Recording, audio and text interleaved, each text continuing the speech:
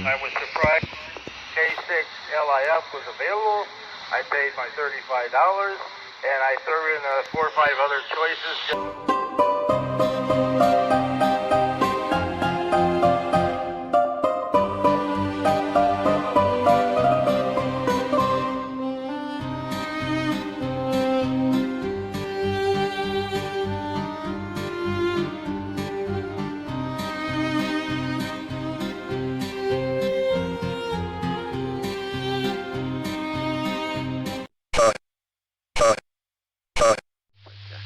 Yeah, they woke me up and they got it on the PA and said, oh yeah, Abraham Lincoln rode this train out this way back in the day and all that stuff. So that was kind of interesting. Yeah, I know the horseshoe curve quite well. And Roaring Spring, I went to the scout camp there when I was a kid. When I was a Cub Scout and a Boy Scout, I went to the Roaring Spring scout camp there in the summertime. I know exactly where that's at.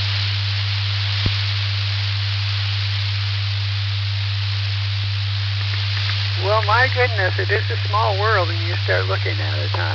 And talking to people about things. That's pretty amazing. WMIJAY. You would have figured 1,600 miles from Pennsylvania, and here we are talking about we've both been in the same place probably many a time. Go figure, huh? KK5UP.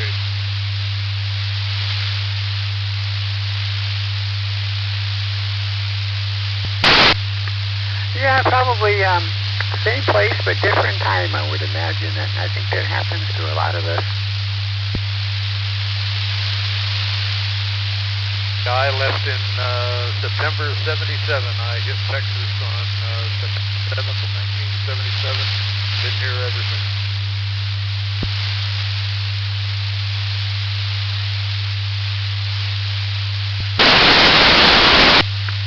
Okay, so I guess the next question is what brought you from Pennsylvania down to Houston? Oh, after the flood wiped everything out, didn't have a job and didn't want to draw unemployment, and it was late August, and I got a letter from a girl that moved to Vidor, Texas, and it was just outside of Beaumont. Well, I know you know that. Anyway, and she said, hey, you know, you got nothing up there, come on down here, plenty of work down here. So ended up down here with her for a little bit, and things didn't work out, and we went our separate ways, and then I met my current wife, and we've been married for 46 years now.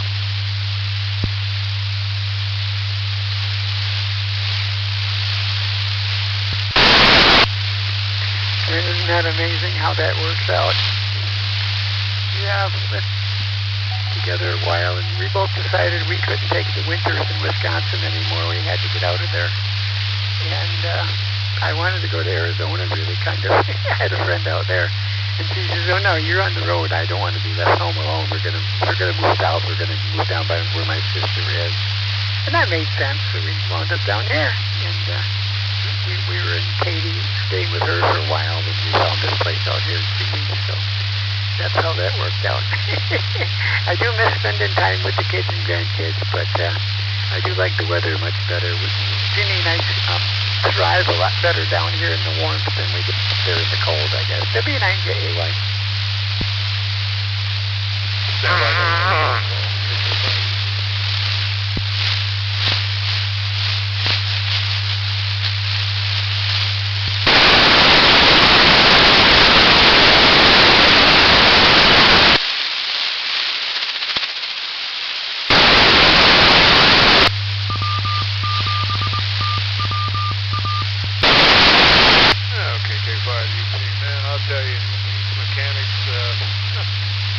Unbelievable. Fixed this machine, didn't bother to look at the coolant level. Job site just calls me and tells me the machine's overheating. Unreal.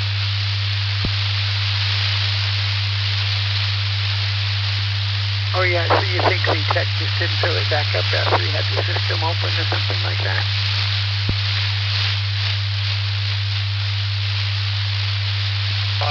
of DPF problems, machine idling and stuff like that. I pulled the idle report up on this particular machine from April 1st to May 1st. Machine ran for 101 hours total runtime, and 70 hours of it was sitting there idling, doing nothing.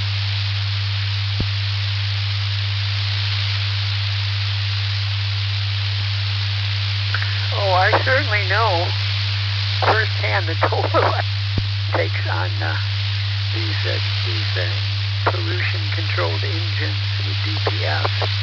I was parts of maintenance Facebook groups and people talking about having to do regens all the time and being in the shop with that being down, and then they'll turn around and talk about idling their truck all night long. Where I always had some kind of a device to keep the truck from idling. I never wanted to idle my truck at night. I always had an APU or just had it all off or something to avoid all those kinds of problems because of idling. Idling and DPF just does not mix. W9JAY.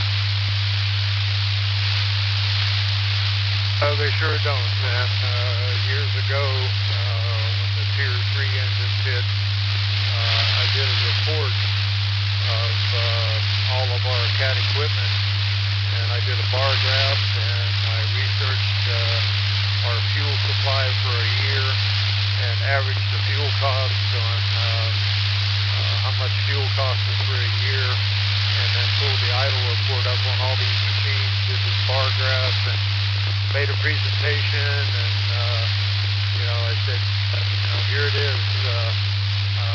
You burned $20,000 worth of fuel, roughly, sitting there idling, doing nothing, and that's what's destroying this equipment, and that's what's costing the company that much money. But I got my point across that did absolutely no good.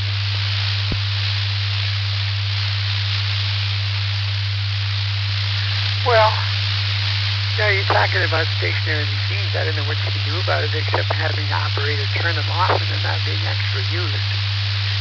And I don't know the situation really, if there's somebody right there operating the machine or if they're operating remotely or what. But my other thought is there's got to be a way around of damaging the machines that idle with DPF systems. There's got to be a way around it. Maybe disconnect the system when it's idling and not polluting much, or come up with some kind of a way to stop all of that wear and tear and damage and repair costs and all that when the things are idling. And of course, the best way to prevent that is to just not idle, which is was the way I came up with it, I guess, when I was out running them things. So that's the answer. Turn it off. I can't get that through these people's heads.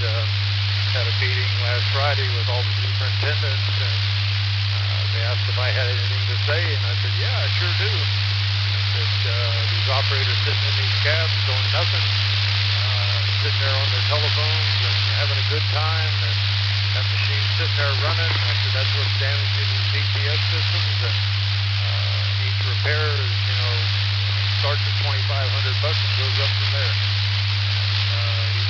Big superintendent guy said, well, yeah, I've driven on job sites and looked up, and there's nobody in the cab, and the machine's sitting there running, yeah. There's even a key cycle problem with this new stuff now. When you turn the key off, it does a depth purge, and purges the depth fluid out of the depth injector, and they see that, and then you turn the key back on, and that screws it up, shooting the code into the ECM, and then they do it a couple more times, then it locks the machine out and won't even start.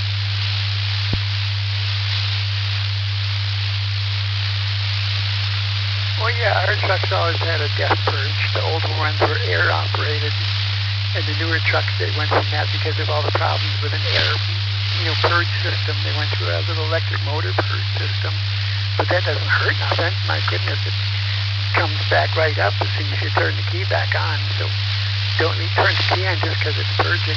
I'm wondering, couldn't you program the ECMs to do an automatic shutdown if it's been idling for like 3 minutes?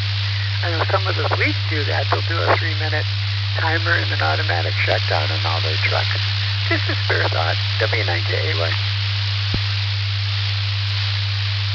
I've been in through the ECMs on a lot of these machines. It's got a shutdown option in the parameters, and I programmed it, but it doesn't work for some reason. I don't know. And I've asked Cat Tech Support about it, and they can't come up with an answer why it doesn't work either. Now there is a cool down timer, but it's not an idle shutdown timer. The engine, when you turn the key off, it'll run for a couple minutes for the turbo and everything to cool down, but not an idle shutdown. I think they find it.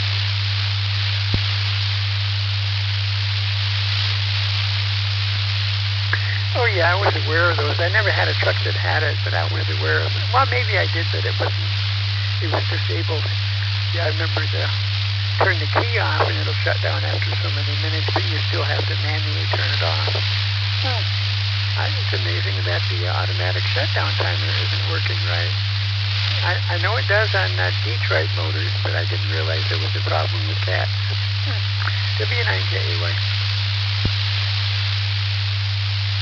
I've tried to do it many times, set it for 10 to 15 minutes, and sit there and watch it with a laptop connected to it, watching everything, and never shut off. So, like I said, I asked Cat Tech Support about it, but nobody ever got me an answer.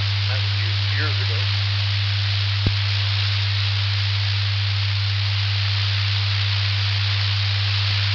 Yeah, and of course, if you had an operator right there, you would just reach down and start the thing back up anyway, wouldn't you? So that would kind of defeat the purpose.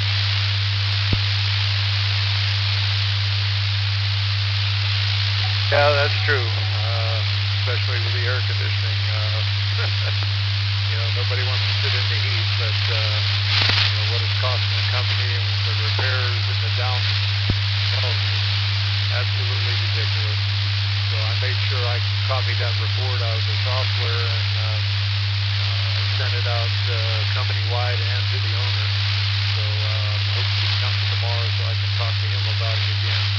Because I doubt if he even remembered the report I did years ago on all this stuff, on how much it cost the company for just a machine sitting there running for a year.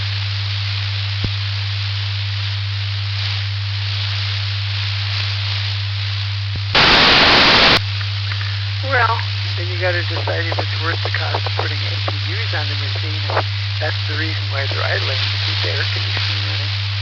That might be something to look into. But those things aren't cheap either. My goodness, they take years to pay one of those off. But it sure is much more comfortable, and it saves on the truck engine repairs. So, but it's not the perfect solution, but it's a solution, I guess.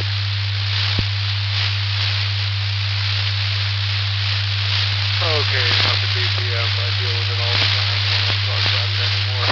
Another question for you, though, about transmissions.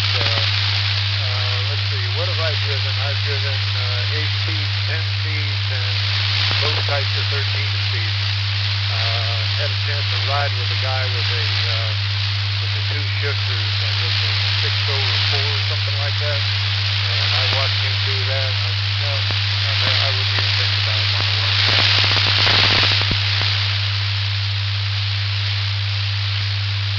Well, I got news for you. The last two trucks I had, yes and no. The last couple of trucks I had auto shift in them. And the new ones were pretty darn good. It was like driving a pickup truck. I had an International with a auto shift in it years ago, but it was the 3-pedal one. You still had the clutch when it stopped. That thing was awful. It would lock up and do all kinds of weird stuff and shift at the wrong time. I swore never that I'd have an automatic again or an auto shift, which is kind of like a manual with air, But the new ones, they don't have the clutch pedal anymore. They're just like driving an automatic in a pickup truck. And the new ones are really quite well. And they're fuel efficient. And yeah, I learned to like one of those toward the end of my career there. Dave, go ahead. Did you drive any of the old 8 speeds, 10 speeds, 13 speeds?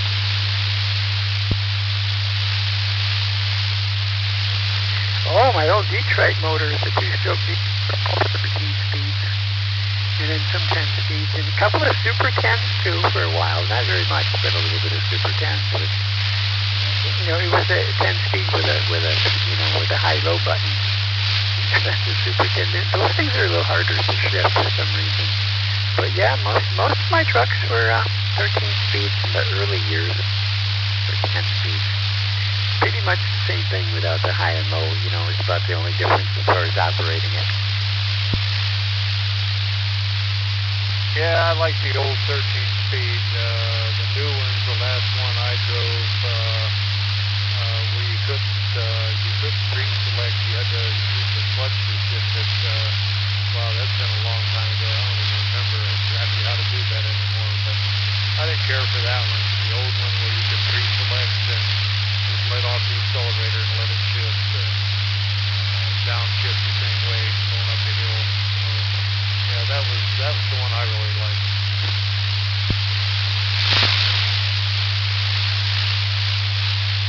Yeah, I always preferred 13 speeds, and then when I bought my Cascadia, I had a 10-speed, which was the standard then. And these newer high torque, low RPM engines, you really don't need that split gear. When the old trucks, you had to keep the RPMs up to have any kind of power at all. But these newer ones, I thought I would really not like it, but when I got going with the 10-speed, I go, okay, this is a lazy man's truck, and you really don't need to do that split because the power band is wider, so it still pulled pretty well without having to do that half gear kind of a thing, or, however you want to look at that, the high and low in each particular gear. I know exactly what you mean. Anyway, that sure does bring back some memories. Going down the highway, flipping buttons. I enjoyed that. I always liked the sound of the turbo winding down and winding back up. That was always a thrill for me.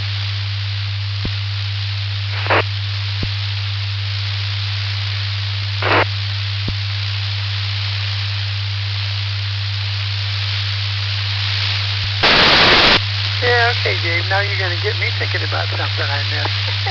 Well, my body can't do too much of that anymore, but yeah, it was always nice. It's a lifetime of it.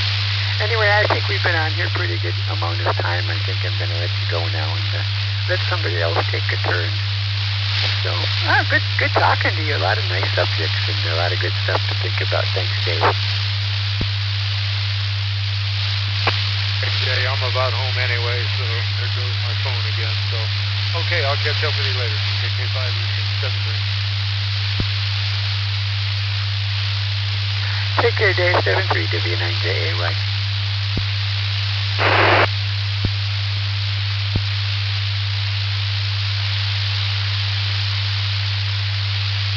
I'm California. Just curious what your location is there.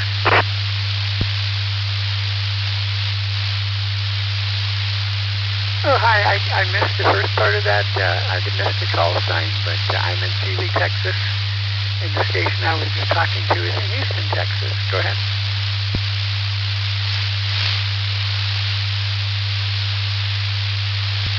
The ID covered you up there. What did you say your location is roughly?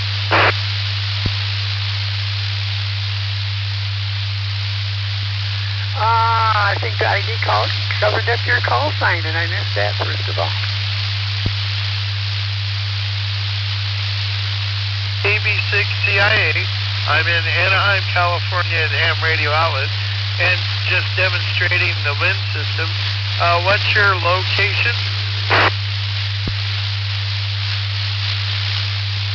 Oh, nice to meet you. I'm in Sealy, Texas, which is 50 miles west of Houston. I'm actually talking to a repeater in Houston, and I was just talking to a mobile who was on his way home from work in the greater Houston area. So we're on the Houston repeater that's tied into the wind system. So good afternoon. Good talking to you. Well, I'm 3 miles from Disneyland here in California. And here I'm going to let Todd say hello to you. This is Todd, who just got his license here. He's going to jump in here and give his ID. I'm going to pass the radio to him.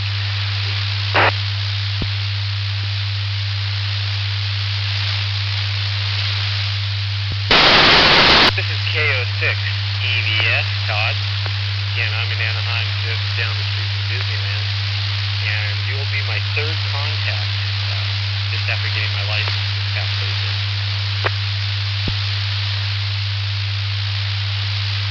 Well, hello, Todd. Welcome to ham radio. It's really a fun hobby. If you're going to be anything like me, you're going to enjoy the heck out of it. Spend a lot of time and enjoyment with it. Good to talk to you.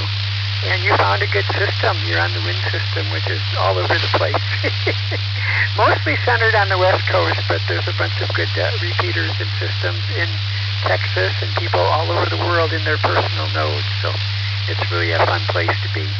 And again, welcome and enjoy the hobby. Back to you. Again, my name is Jay, J-A-Y, and my call is W9JAY. I appreciate the welcoming conversation today. I'm excited to be able to reach Texas with a handheld.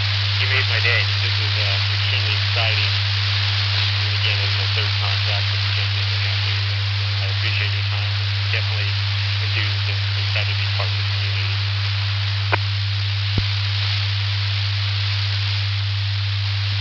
Yeah, I'm excited to talk to you. It's always exciting for me when I get to talk to a new person on the radio. And by the way, this is an open system. Anybody with a call sign is perfectly welcome to be on it any time, as what most ham radio systems are. So there's a few here and there little private ones, but by and large, just about anything if you can hit the repeater or the system or whatever you happen to be doing, and don't be afraid to jump in and give out your call sign and see what's around. Don't be afraid to get in there and be part of the system there. Go ahead.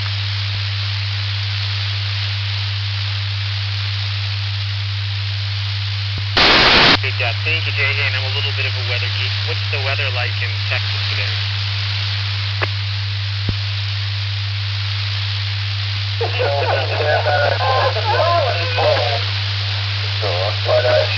Recently it's kind of re-broke up with me. When you're going out to get your food on lunch, banging once a week, talking every day, and shooting the dinner every morning too much.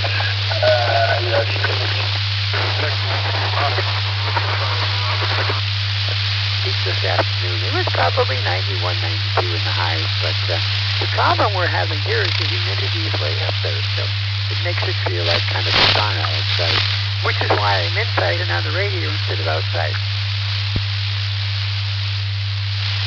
You know, you can call that cold turkey. Just walk away from the table now.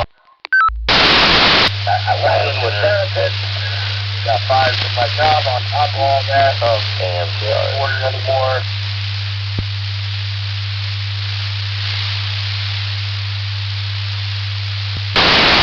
I hate him, but this bitch just...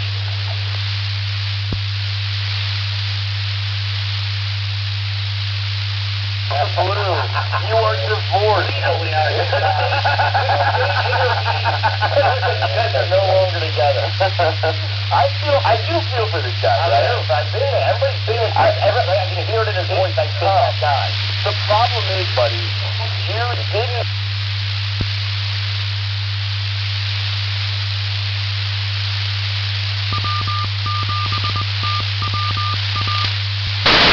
Jay, listening mobile.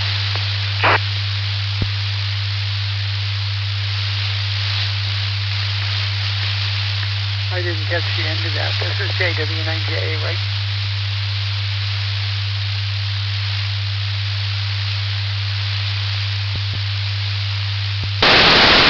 Hello? Copy.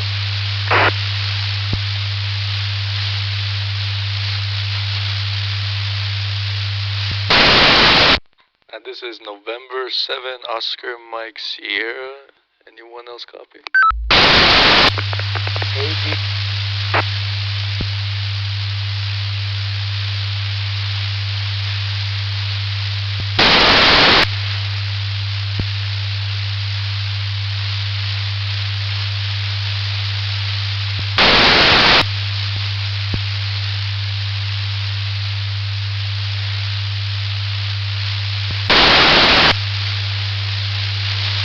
Okay, let me try her over here. This is W9JAY.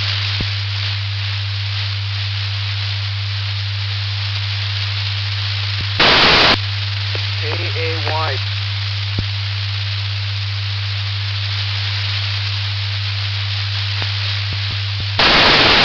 J-A-Y, K6, L-I-F.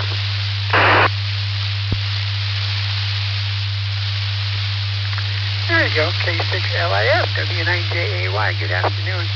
Yeah, I think the system here takes us a little second or so to get it connected up together, and I was missing the first part of what you were saying, so I was a little confused. But I think we got it figured out now.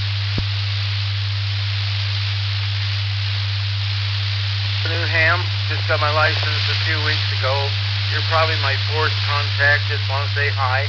I'm in Ontario, California, just off the 10 freeway. Hey, congratulations, man.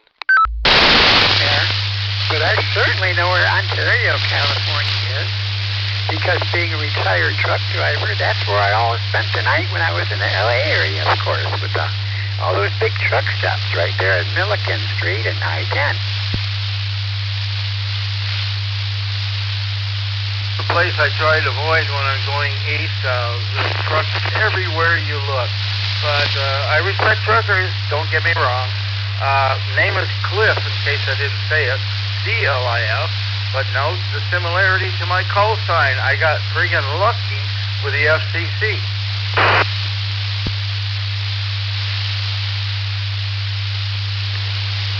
Yeah, isn't that cool when that works out, Cliff? That's wonderful. I try to avoid that part of the world, too. Sometimes you have to go into L.A. because people need stuff. And then it was time to spend the night, and that's where you wind up is at one of those truck stops.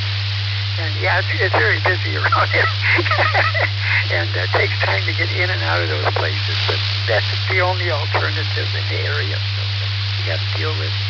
And, yes, I was lucky to find a call sign that matched my name. Because my name is J-A-Y, and my call now is W9JAY. That's pretty cool. I was looking through the vanities and happened to see that one available, and I jumped on it, and they gave it to me. So it's been that my call ever since there. Cliff, go ahead.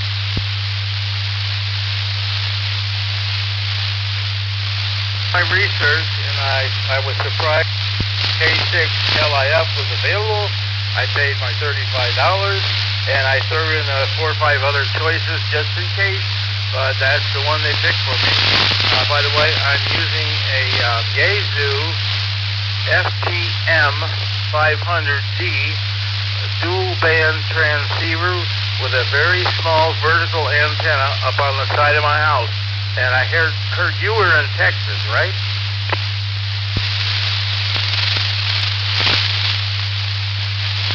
That is correct, Cliff. I'm in Texas. Out here in, a small town that's out past some normal suburbs. And, well, I was talking on the repeater in Houston, but there was an issue, I think, and I switched over to my own node that's hooked to the wind system.